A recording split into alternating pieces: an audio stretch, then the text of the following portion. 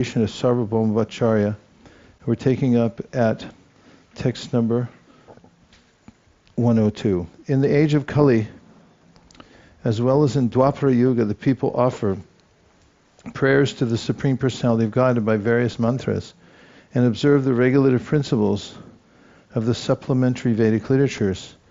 Now please hear of this from me. This is a quotation from Srimad Bhagavatam 11.531. Krishna Varnam Tosha Krishnam Sango Bhangashtra Parshadam Jagnai Sankirtana Prayer Yajantihi Sumedasa. In this age of Kali, those who are intelligent perform the congregational chanting of the Hare Krishna Maha Mantra. Worshipping the Supreme Personality of Godhead who appears in this age, always describing the glories of Krishna.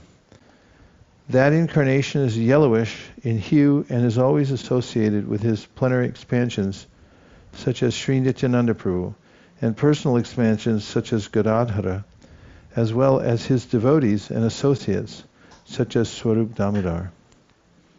Purport: this verse from Srimad Bhagavatam 11.532 is explained by Srila Jiva Goswami in his Krama Sandarbha, as quoted by Srila Bhaktivinoda Thakur in regard to the explanation of Adi Lila, 3rd chapter, verse 52. Suvarna Varna Hemango Varangashanganangadi Sanyasa Krishnama Shanto Nishta Shanti Parayanaha. The Lord, in the incarnation of Gaurasundar, has a golden complexion. Indeed, his entire body, which is very nicely constituted, is like molten gold. Sandalwood pulp is smeared all over his body. He will take the 4th order of spiritual life, sannyas, and will be very much self-controlled.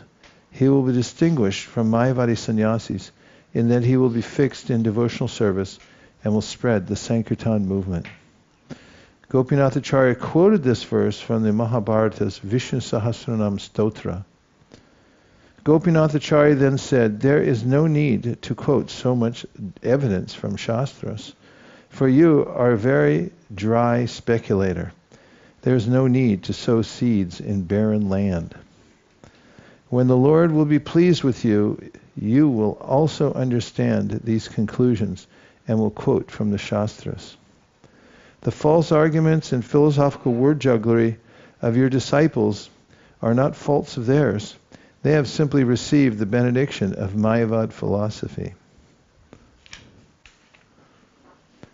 From Bhagavatam 6.431, I offer my respectful obeisances unto the Supreme Personality of Godhead, who is full of unlimited qualities, and whose different potencies bring about agreement and disagreement between participants. Thus, the illusory energy again and again covers the self-realization of both disputants. Why'd you say why? Why do you like that so much? Use the mic. I just felt like that explains a lot of what we experience, especially on book distribution, or if we get in an argument philosophically. I meet different persons from different faiths, and there's always arguments and counter-arguments, and that discussion feels like it goes on ad infinitum, and there's no conclusion. So it seems nice that it really hits to the point. It also gives you a release from that. Why go into the wranglings of these philosophical points? Be a stitati muni, just accept Krishna's version, accept your spiritual master's version, become vyavasayatmika buddhir, be fixed on one thing and forget all the rest. Unless you need it. Yes, Prabhu? I mean, the translation, this looks to be, because it speaks whose different potencies bring about agreement and disagreement between disputants. So is it referring to only philosophical speculations, or is it just referring to also any kind of disputants? I mean, it could be between devotees also? Or? Just look up 6.431 and let's see the commentary and the context. Let me know when you have it. Sure.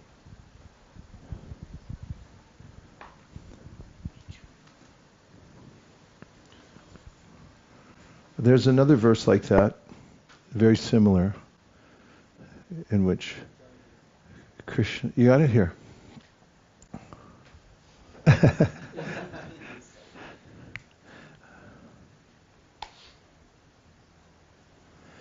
Purport. Since time immemorial or since the creation, I'm reading for those of you who don't know what's going on in here. This is 6:431, the verse at hand. We wanted a little more depth of understanding, so I'm reading the purport. Since time immemorial or since the creation of the cosmic manifestation, the conditioned souls have formed various parties of philosophical speculation, but this is not true of the devotees. Non-devotees have different ideas of creation, maintenance, and annihilation, and therefore they are called vadis or prativadis, proponents and counter-proponents. It is understood from the statement of Mahabharata that there are many munis or speculators. Tarko pratishta shrutayo vibhinna, na savrashir yasya matam nabinnam. All speculators must disagree with other speculators. Otherwise, why should there be so many opposing parties concerned with ascertaining the supreme cause? Philosophy means finding the ultimate cause. As Vedanta Sutra very reasonably says, atato brahma jignasa, human life is meant for understanding the ultimate cause. Devotees accept that the ultimate cause is Krishna because this conclusion is supported by all Vedic literature and also by Krishna himself, who says, aham sarvasya prabhava, I am the source of everything. Devotees have no problem understanding the ultimate cause of everything, but non-devotees must face many opposing elements because everyone who wants to be a prominent philosopher invents his own way. In India, there are many parties of philosophers such as Dvaitavadis, Advaitavadis, Vaisheshikas, Mimamsakas, Mayavadis, and Swabhavavadis, and each of them opposes the other. Similarly, in the Western countries, there are also many philosophers with different views of creation, life, maintenance, and annihilation. This is undoubtedly a fact that there are countless philosophers throughout the world, each of them contradicting the others. Now one may ask why there are so many philosophers if the ultimate goal of philosophy is one. Undoubtedly the ultimate cause is one, the Supreme Brahman. As Arjuna told Krishna in Bhagavad Gita, Param Brahma, Param Dhamma, Pavitram Paramam Bhavan, Purusham Shashvatam Divyam Adideva Majam Vibhum. You are the Supreme Brahman, the ultimate, the supreme abode and purifier, the absolute truth, and the eternal divine person. You are the primal God, transcendental and original, and you are the unborn and all-pervading beauty. Non-devotee speculators, however, do not accept an ultimate cause, sarvakarana karanam, because they are ignorant and bewildered concerning the soul and its activities. Even though some of them have a vague idea of the soul, many controversies arise, and the philosophical speculators can never reach a conclusion. All of these speculators are envious of the Supreme Personality of Godhead, and as Krishna says in Bhagavad Gita, Tan aham dvashata kruran samsareshu naradaman shrapam ajastram ashubhan asura sweva yonishu asuram yonimapanna mudha janmani mam aprapyaiva kaunteya tato yant yadamam gatim. Those who are envious and mischievous, who are the lowest among men, are cast by me into the ocean of material existence, into various demoniac species of life. Attaining repeated birth and death in species of demoniac life, such persons can never approach me. Gradually they sink down to the most abominable type of existence. Because of their envy of the Supreme Personality of Godhead, non-devotees are born into demoniac families life after life. They are great offenders, and because of their offenses, the Supreme Lord keeps them always bewildered. Kurvanti chaisham mahur atma mohan. The Lord, the Supreme Personality of Godhead, purposefully keeps them in darkness, atma moham.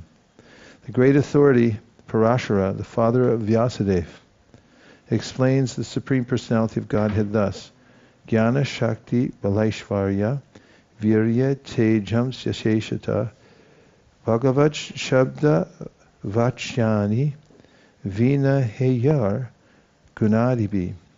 The demoniac speculators cannot understand the transcendental qualities, form, pastimes, strength, knowledge, and opulences of the Supreme Personality of Godhead, which are all free from material contamination. These speculators are envious of the existence of the Lord, Jagadadhur Anishwaram. Their conclusion is that the entire cosmic manifestation has no controller but is just working naturally. Thus they are kept in constant darkness, birth after birth, and cannot understand the real cause of all causes. This is the reason why there are so many schools of philosophical speculation. Whose is this? You got to be really strong to keep that. That's the heaviest machine I ever...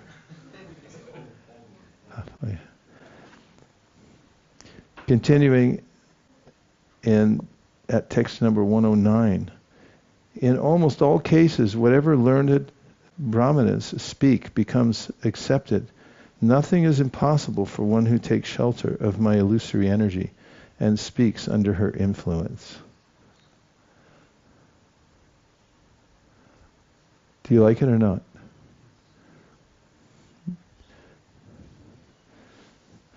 Okay, here's the purport. In this verse from Srimad Bhagavatam 11:22-4, the Supreme Personality of Godhead explains that his illusory energy can perform the impossible. Such is the power of the illusory energy. In many cases, philosophical speculators have covered the real truth and have boldly set forth false theories. In ancient times, philosophers like Kapila, Gautama, Jaimini, Kanada, and similar brahmanas propounded useless philosophical theories. And in modern days, so-called scientists are setting forth many false theories about the creation, backed up by seemingly logical arguments. This is all due to the influence of the Supreme Lord's illusory energy. The illusory energy, therefore, sometimes appears correct because it is emanating from the Supreme Correct, has a verisimilitude. To avoid the very bewildering illusory influence, one must accept the words of the Supreme Personality of Godhead as they are. Only then can one escape the influence of the illusory energy. Text 110. After hearing this from Gopinath Acharya, Sarvabhauma Bhattacharya said, "First go to the place where Sri Chaitanya Mahaprabhu is staying and invite him here with his associates. Ask him on my account. Take Jagannath Prasadam and first give it to Sri Chaitanya Mahaprabhu and his associates. After that, come back here and teach me well." Gopinath Acharya was the brother-in-law of Sarvabhauma Bhattacharya. Therefore, their relationship was very sweet and intimate. Under the circumstances, Gopinath Acharya taught him by sometimes blaspheming him, sometimes praising him, and sometimes laughing at him. This had been going on for some time. Srila Mukunda Dato felt very satisfied to hear the conclusive statements of Gopinath Acharya, but he became very unhappy and angry to hear the statements put forward by Sarvabhauma Bhattacharya. According to the instructions of Sarvabhauma Bhattacharya, Gopinath Acharya went to Sri Chaitanya Mahaprabhu and invited him on the Bhattacharya's behalf. The Bhattacharya's statements were discussed before Sri Chaitanya Mahaprabhu. Gopinath Acharya and Mukunda Datta disapproved of the Bhattacharya's statements because they caused mental pain. Hearing this, Sri Chaitanya Mahaprabhu said, "Do not speak like that. Sarvabhauma Bhattacharya has shown great affection and mercy toward me. Out of parental affection for me, he wants to protect me and see that I follow the regulative principles of a sannyasi. What fault is there in this?" The next morning, Sri Chaitanya Mahaprabhu and Sarvabhauma Bhattacharya together visited the temple of Lord Jagannath. Both of them were in a very pleasant mood. When they entered the temple, Sarvabhauma Bhattacharya offered Chaitanya Mahaprabhu a seat, while he himself sat down on the floor, out of due respect for a sannyasi. He then began to instruct Lord Chaitanya Mahaprabhu on Vedanta philosophy, and out of affection and devotion he spoke to the Lord as follows.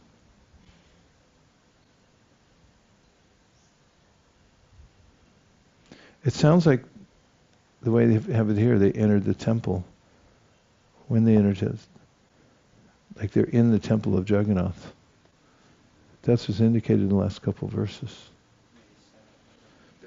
He then began to instruct Chaitanya Mahaprabhu on Vedanta philosophy, and out of affection and devotion, he spoke to the Lord as follows. Purport: the Vedanta or Brahma Sutra, written by Srila Vyasadeva, is